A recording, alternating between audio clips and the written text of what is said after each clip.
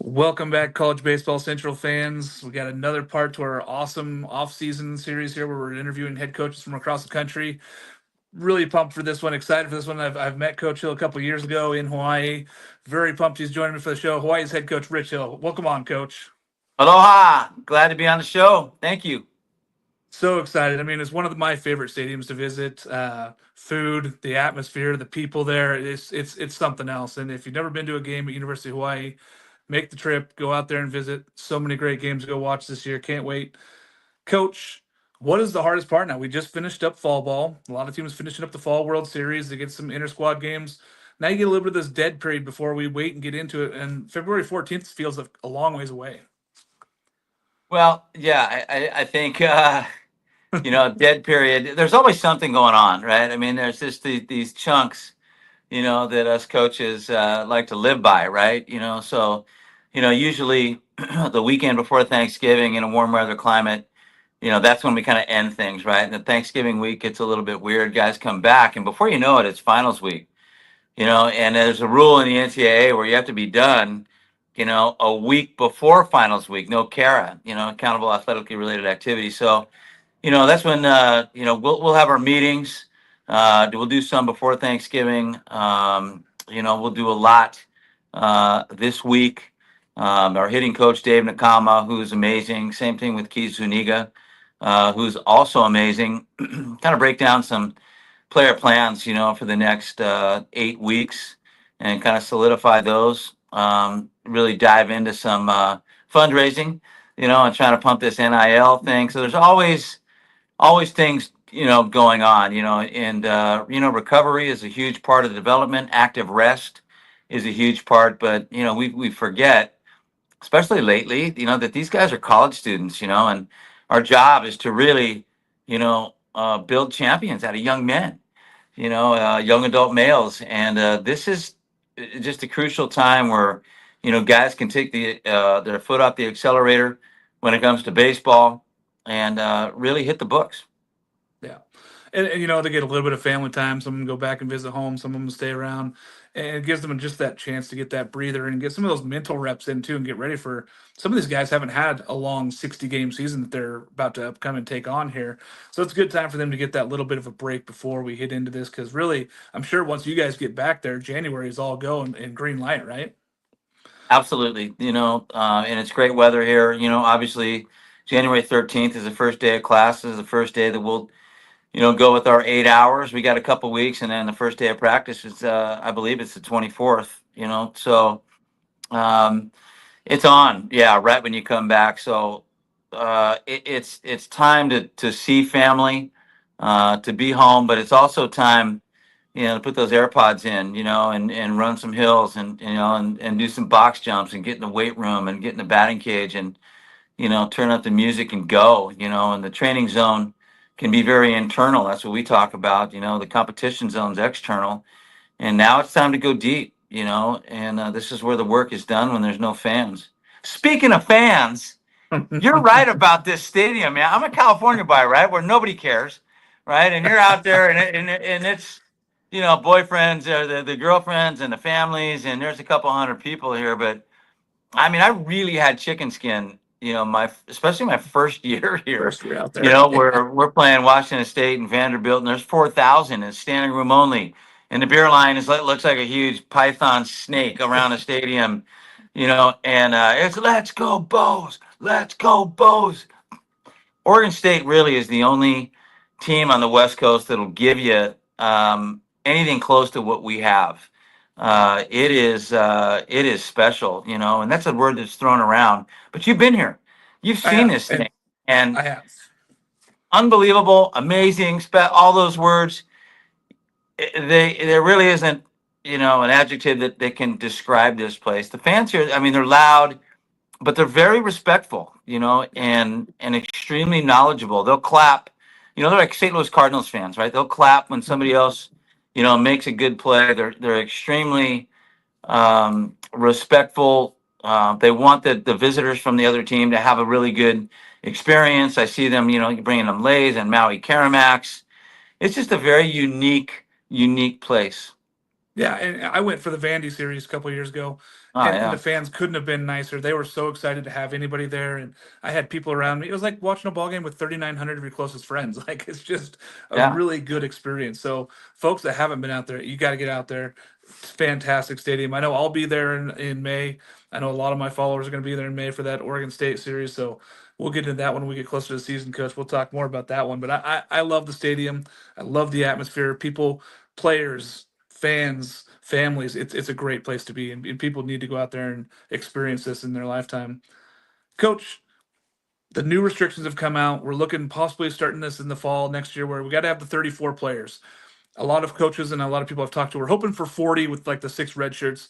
They didn't do that. They went to 34. How do you guys feel about that? And moving on with the 34 players. I think it's good. I think it's actually a good thing. I do not, however, think it's a good thing to have 34 at the start of fall. I don't know how they can do that. I'm assuming it's gonna, pretty much be like how it is now, where you've got to have that 34, at the start of the season. Declare that, or before your first contest, like we do here. In college baseball is the number one toughest sport to recruit for in NCAA because of the professional draft. Now you pour kerosene, onto the fire with the NIL situation, the portal situation, and our roster is very much in flux. So you have to operate on the yield system, and I was thinking about this the other day. I mean, hey, it sucks, to call a family, and we haven't had to do it here or at USD, and tell a kid, hey, 2 weeks before they're going to enroll, hey man, we just can't do this. I mean, we can't do it. We got restrictions. We got the numbers. I mean, that is brutal. I think it's better, to operate on that yield system, bring in about 40, and then after, maybe, when you declare your 20-hour season, you end that thing like that the weekend before Thanksgiving. Yeah. You've got a week or you've got 2 weeks. You have your meetings. You pare down the roster to 34. You explain the redshirt scenario to guys, and then you go. But to do that at the start of the semester, uh, man, I think it's a bad deal for everybody. It's gonna be tough. There, I mean, if there's injuries in the fall, there's all sorts of stuff that can happen. That's a long period of time to say we got to Yeah. cut this roster down before we start and get into it. I kind of understood the reasoning, but I really liked the 40 thought idea with the 6 guys being redshirted a lot better in that motion. But it is what it is. We just got to move forward with it, right, Coach? Well, yeah, absolutely. And it's all about mindset. And but that has to happen. I think that they have to allow an expanded roster on the first day of classes, because you just don't know. And if you go 34, then there's injuries.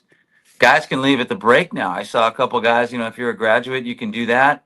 Um, Guys get homesick. Yeah, I mean, there's always somebody walking through my office. Every year I've coached. Hey coach, it's just not fun anymore. I'm going to go be an engineer. I don't see myself playing. I mean, so Yeah, the 34 man thing I get, but it's got to be, before your first competition. I'm with you. I agree, Coach. Lots of years of coaching, lots of experience, lots of guys that you've coached for. Who do you view as a mentor? Who's someone you try to emulate with your game?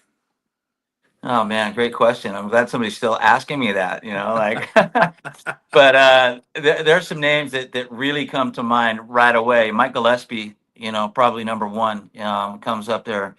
Uh, Man, I had an assistant, Marty Slimak, at Cal Lutheran, who went on to be a Hall of Fame coach there. Um, he played for Coach Gillespie at College of the Canyon. So Mike Skip always loved him. He's always loved Marty. So I got to be part of the crew, and just kind of just watch him and pick his brain for all of those years. And he was amazing. A guy like Skip Bertman, who, really blazed the trail for a lot of us. Andy Lopez, was a guy that I grew up on the West Coast, really watching, admiring how he did things. A guy like Dave Snow and George Horton and Augie Garrido, of course. So, in my opinion, I cut my teeth, amongst the best that ever coached, Yeah. and I guess you can argue, but I see it that way. The best there ever was, and we pattern everything that we do pretty much, after those guys. Lindsey Meggs, I got a guy right here next to me. We're childhood friends, right? We're childhood best friends, Yeah. and I yanked him out of retirement. My office right here. We have adjoining doors. We laugh every day. But this guy, That's great. you be around Lindsey Meggs, and it is a clinic, when it comes to the on field, the scouting, in game stuff, man. I mean, this is like genius kind of stuff. I mean, he could be in a major league dugout as a bench coach. So I've been around amazing people. God's just kind of had his hand on my back, like since I've been, born, really. And the thing you mentioned with a lot of those guys, and we've talked to those guys in the past, they all cared about their players and turning them into young men even more than turning them into great athletes. And then they became great coaches with having these great players that became great young men, and then they were great athletes also. So caring about the program, caring about those guys, I mean, that's a great way to emulate your game around, coach. Who's some guys that have surprised you in the fall? Who are some guys that might be some breakout candidates? I know pitching wise, it's got to start with Itsuki Takamoto. That guy is going to be a superstar, and he had a terrific summer ball season. Talk a little bit about that. Who you think might break out? Who you're going to be leaning on this year, coach? Well, yeah, start with Itsuki. I mean, he came from a high school in Japan. He's one of the top 10 prospects in Japan, that wanted to, have the college experience on the mainland and get into Major League Baseball right away, because of the rules and everything else. So he played for Kelly Nicholson and, man, just flourished in Orleans. He's got a great personality, tons of charisma, but he pitched in front of 40,000 people in that high school tournament in Japan, right? I mean, about that thing. That's crazy, right? It's a So, lot to and then do. there's TV crews following him around, and he's got this. It's just different, He's had to learn at a very young age with a tender heart, that this is a big boy business. So he's sharp a little bit. Ben Ziegler-Namoa was right by him all summer with Orleans and was in Cape League All Star. Was great. Matt Miura was an All Star, top prospect in the Northwoods League. He's a guy that scouts probably ask me about more than anybody. And there's some breakout candidates too. We've got a guy, Liam O'Brien, who really came out of his shell in the Northwoods League this summer. Was up to 98 in our scout day here. Great bodies, kind of coming into his own, late bloomer. Really good freshman, Cooper Walls, that turned down some money out of La Costa Canyon High School in San Diego. I think is going to be really good, if not special. And Sebastian Gonzalez, who was really good early on, had some injuries. So, those are some of the guys. Then you got your guys like Jordan Donahue. It's his Yeah. fifth year. This guy's just He's been solid. around. Yeah. He's so awesome, man. And Shunsuke Sakaino, a Portal guy from Cal State Northridge, who's really electrified people this fall. So there's guys, and there's real pieces to this thing. We play in an extremely tough conference, as with Santa Barbara and Irvine, have really just elevated themselves, right? Being top 20 programs, and then you got Long Beach and Fullerton on their way back up, and Cal Poly with Larry just does a great job. Good young coach at Cal State Northridge, and UC San Diego won it, 2 years ago, and they got raided by the portal. So the conference is just it's the best conference on the West Coast. There's no Yeah. argument there anymore. None at all. So And I was you going to lean know, into that because I was huge on the Big West last year. I know my West Coast show. I leaned into it, and people were thinking I was yeah, crazy. I had them ranked so much higher than a lot of Pac-12 teams, and people were giving me grief. I yeah, said, "Give these guys a chance. Take a look at what's going on here in this conference. You got superstars all over the place, and yeah. UC San Diego. They can't technically win the conference. They got dudes all over the place. Also, coach, you're building off of a team that almost won 40 games last year, and then if it wasn't for the two teams you already mentioned, Irvine and Santa Barbara, you guys would probably have been right there with it. How do you build on that? And this conference just keeps getting better even this year.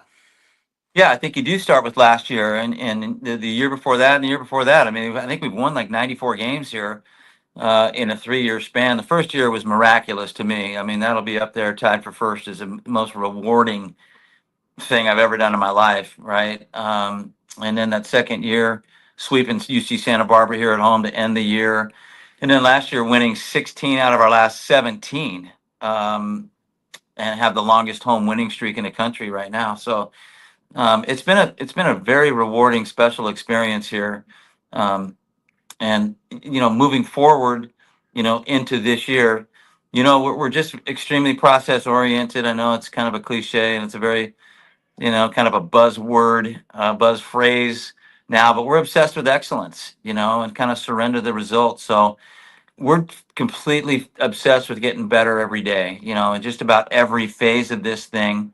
And we want to just kind of be like just walking meditation, when it gets to the game time. And that'll be very external. Right now, it's just extremely internal, and we're just trying to improve. So I don't know what Santa Barbara's doing, Irvine, but they're so well coached. Northridge, Bakersfield's got a new coach. Davis's young coach, Tommy, I mean, does a great job. You go up and down this thing, it's Riverside, my boy JJ, man. I mean, so it is just I don't want to use the word war, obviously in today's climate, but I mean, it's just an absolute Donnybrook every weekend. Every weekend. You don't get weekends off in this conference, and I Oh tried to man. explain that to people last year. I'm like, there's no easy weekends. Like, oh, somebody's like, oh, Santa Barbara lost, or UC Irvine lost. I'm like, yeah, but they're playing really good competition, and they're on the road at some of these really difficult places to play. And if you haven't been out here on the West Coast, you haven't seen it. You haven't seen these guys play ball. It's great baseball. I am so excited, Coach. I know you guys haven't released your schedule. I know it's not official, nothing out there. But what series or game are you most looking forward to this year? Well, I always look forward to opening night, and it's Marshall, the thundering herd, and Coach Beals, I think, he was the guy that was at Ohio State, and he's really built something at Marshall. The next weekend is one of the top coaches in the country, Brian Green. And Brian and I go way back to coaching together at USD, and he's completely revived that Wichita State program. And we're gonna have Gene Stevenson and Les Murakami side by side, throwing out the first pitch. That's so And great. That's so great. that's just so sick. And then the next weekend's Northeastern, and I mean those guys are 40 win uh, club every year, and that guy does a great job. I don't know much about them, but I know they win. So Marshall and Northeastern and Wichita State are very good RPI teams because they're going to go out. They're cold weather teams, so we hope they get here. They enjoy Waikiki to the fullest, right, including no sunscreen, and then they go back, and they win 40 games and win their conference That's and do what all you these want. great things. That's what you want. I mean, that's how we That's what you schedule this want. thing. And then Yeah. Oregon State comes in here for four, and that Coach Canham's been very aggressive and has done a really good job, under kind of duress, right? I mean, he had nowhere to go, but he's kind of built a Big West schedule, and it's Oregon State, and being on the West Coast for as long as I have, I've just seen what Coach Casey was able to do, which I thought was miraculous, and Coach Bailey, and now Mitch, so we're looking, and the Pacific Northwest teams really draw well here in Hawaii. I mean, you get Oregon, Oregon State, Washington. For some reason, there's it's a very popular series, so I'm looking forward to that. Yeah, great schedule. Yeah, I am gonna be there. Like I've said, I've told all my fans and everybody that watches everything about Oregon State. I'm gonna be there for that whole series, Coach. I can't wait to come out. I know I'm gonna come do a little stadium tour with you guys, and I'm so excited to come out and visit again. And really, I think that one's gonna be two of the better fan bases on the West Coast clashing in It's one right. stadium, and it's gonna be great. They're gonna enjoy each Yeah. other. They both love baseball.